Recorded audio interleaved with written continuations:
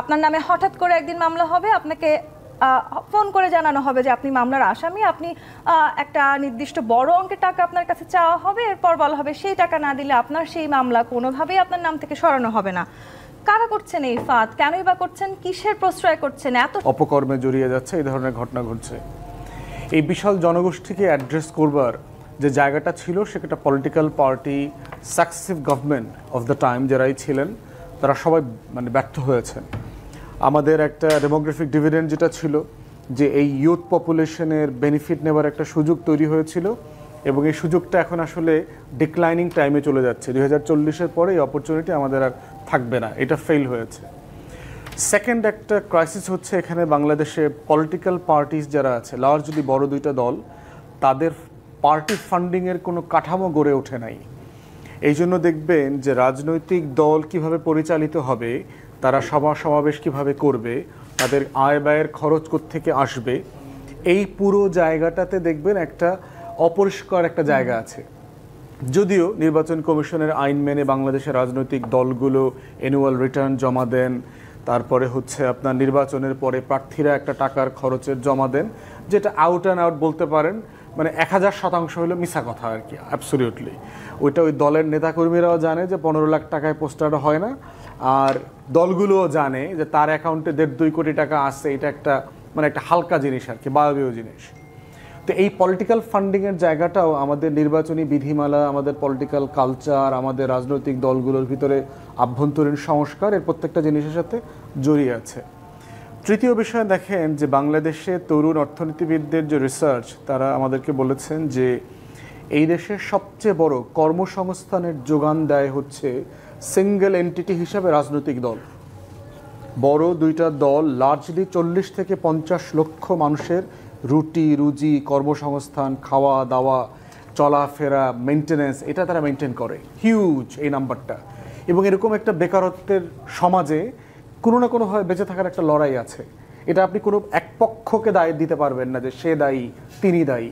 এটা একটা ফ্যাক্টস, একটা রিয়ালিটি, যে রাজনৈতিক দলগুলো যেটা করে, এটা করতে গিয়ে দেখবেন কিছু কিছু পেশাকে, কিছু কিছু জায়গাকে কখনো ফর্মালাইজ করে না বিজনেস। দেখবেন বর্জ্য ব্যবস্থাপনা, আপনি 30 বছর আগে যেখানে দেখবেন যে বর্জ্য যেভাবে কালেক্ট করতো, নিয়ে আবার একটা বড় রাস্তার মাথায় ফালাই দিত, আবার একটা বড় গাড়ি আইনে আবার একটা চৌমাথায় ফালাইতো, এই একই প্রসেসে দেখবেন এখনও বর্জ্য ব্যবস্থাপনা হচ্ছে। এবং বড় বড় রাজনৈতিক দলগুলো লোকাল নেতাদেরকে আপনার পদস্থ করে দায়িত্ব দেয়, এই রাস্তা তোমার, এই রাস্তা তোমার, এই রাস্তা তোমার, তুমি টাকা উঠাবা। সিটি কর্পোরেশনের বলে দিচ্ছে 150 টাকা করে, আপনি 200 টাকা করে উঠাচ্ছেন। মামলার ফাঁদের রাস্তাও কি তার মানে বড়রা কেউ দেখিয়ে দিচ্ছে? ওইটাতে আসতেছি। তাহলে দেখেন কিছু কিছু কাজ কখনো ফর্মালাইজ করছে না। তার ভিতরে দেখবেন যে নেটের ব্যবসা, ডিশের ব্যবসা, ফুটপাত, ফেরিওয়ালা, এই যে total stand, bus stand, tempo stand, truck stand, এই জিনিসগুলো যে রাষ্ট্রের পক্ষ থেকে ফর্মালাইজ করা দরকার ছিল, সেটা করা হয়নি। এই রাজনৈতিক দলগুলোরই আরেকটা ইনকামের জায়গা হচ্ছে মামলা ব্যবসা। এবং এর সাথে যোগ হয়েছে খুবই অল্প বেতনভুক্ত কনস্টেবল, পুলিশের এসআই, সাব ইন্সপেক্টর। একটা পুলিশ সদস্যকে রাষ্ট্র কত টাকা বেতন দেয়? 11,000 টাকা বেতন দেন আপনি তাকে। এই রাষ্ট্রে সিপিডি বলছে যে 2 জন বাচ্চা সহ 4 জনকে ন্যূনতম প্রাণী সাপেক্ষে বেঁচে থাকতে 60,000 টাকা লাগে। শুধু আপনি প্রাণীর মতো বাঁচবেন, যে আপনার থাকা, খাওয়া, ভাড়া, একটু স্বাস্থ্যসেবা, এটা মিলায় আপনার 60,000 টাকা খরচ আছে। তো সেখানে আপনি একজন পুলিশ সদস্যকে যখন 11,000 টাকায় রিক্রুট করেন, এবং এই লোকটা চাকরিটা পেতে যখন আরও 20 লাখ টাকা, 25 লাখ টাকা ঘুষ বাণিজ্যে ইনভলভ হয়ে যায়, এই মানুষটা তখন কিভাবে চলবে? তার নিজের পরিবার আছে, বাবা মা আছে, একান্নবর্তী পরিবার, গ্রামে টাকা পাঠাতে হয়, রোগবালায় ব্যাপার স্যাপার আছে। তার মানে বাদী আসামিকে চেনেন না, আসামিও বাদীকে চেনে না। তাহলে এই মামলাগুলো কোর্টে তুলছেন কারা? এবং এই মামলাগুলোর কারণে আসলে এই ফাঁদের কারণে মামলার মেরিট হালকা হচ্ছে কিনা? অ্যাডভোকেট সুব্রত চৌধুরী। আচ্ছা দেখুন, এইসব মামলার কারণে জুলাই গণ অভ্যুত্থানের যে আকাঙ্ক্ষা, সেই আকাঙ্ক্ষা কিন্তু অনেকটা সীমিত হয়ে যাচ্ছে। এটা কিন্তু আমরা বুঝতে পারছি না। এতগুলো হত্যাকাণ্ড হলো, এবং তার আগেও গত 15 বছর ধরে যেসব গুম, খুন, হত্যাকাণ্ড হয়েছে, ঢালাও মামলা হয়েছিল, সেগুলো আমরা জানি, গাইবে মামলা হয়েছিল, এবং যারা এইসব অপরাধের সাথে সম্পৃক্ত ছিল মানে এই ধরনের কাজগুলো গণহারে মামলা যারা তৈরি করেছিল সরকারের পক্ষ থেকে বা সরকারের বিভিন্ন এজেন্সি, আমরা আশা করেছিলাম তাদের বিরুদ্ধে একটা সঠিক এবং যথাযথ ব্যবস্থা গ্রহণ করবে। জি, সেই জায়গা থেকে কিন্তু আমরা অনেক পিছিয়ে আছি। হয়তো দু একটা জায়গায় হয়েছে, অসংখ্য মামলাগুলোর ব্যাপারে এখনও আমরা সুরাহা করতে পারি না। আমার ভাই জয়নুল আবেদিন সাহেব প্রত্যেক দিনে তো উচ্চ আদালতে এইসব নিয়ে এখনও লড়াই সংগ্রামের মধ্যে আছে এবং সমস্ত মামলা এখনও উনি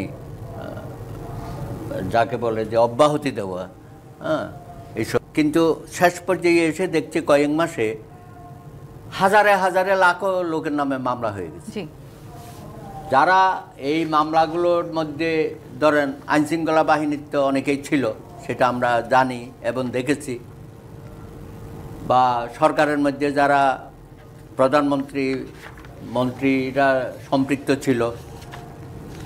এখন দেখা যাচ্ছে এইসব মামলাতে সাধারণ নাগরিকরাও সম্পৃক্ত হয়ে যাচ্ছে। একটি হত্যা চেষ্টা মামলায় 180 জন আসামি হয়েছে। আপনি 180 জন বলছেন, 500 জন আসামি আছে এবং আরো অনেকেই। হ্যাঁ, তাহলে এই আমার তো মনে হয় সরকারই চলতেছে না। আমি বলেছি যে সরকার তো পথ হারিয়ে ফেলেছে। আমাদের আইন মন্ত্রণালয় বলেন, বিভিন্ন এজেন্সি বলেন, আপনি বলেন 6 মাস হয়েছে একটা মামলা চার্জশিট হয়েছে। সেদিন তো দেখলাম ওয়ার্ড ট্রাইব্যুনালের যেটা আইসিটি, সেখানে বিচারকরাও তো তারা তো অসন্তুষ্টি প্রকাশ করেছে যে আমরা অর্ডার দিচ্ছি সেগুলো কার্যকরী হচ্ছে না, কাজ করবে। তারপরে এই যে আপনি বলছেন হয়রানি, এটা মানে আমি তো মনে করি যে বাংলাদেশে এটা আর একটা নতুন কি বলা যায় এটাকে, এটা তো আমি কে এটাকে থামাবে?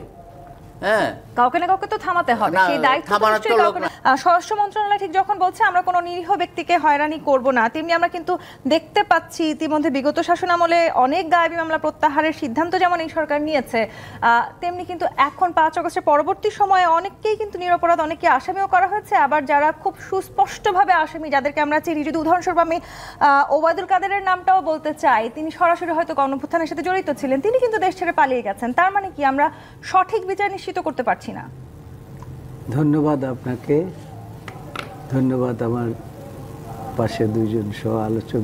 তেমনি কিন্তু এখন 5 আগস্টের পরবর্তী সময়ে অনেককেই কিন্তু নিরপরাধ অনেককে আসামিও করা হয়েছে। আবার যারা খুব সুস্পষ্টভাবে আসামি, যাদেরকে আমরা চিনি, যদি উদাহরণস্বরূপ আমি ওবায়দুল কাদেরের নামটাও বলতে চাই, তিনি সরাসরি হয়তো গণঅভ্যুত্থানের সাথে জড়িত ছিলেন, তিনি কিন্তু দেশ ছেড়ে পালিয়ে গেছেন। তার মানে কি আমরা সঠিক বিচার নিশ্চিত করতে পারছি না?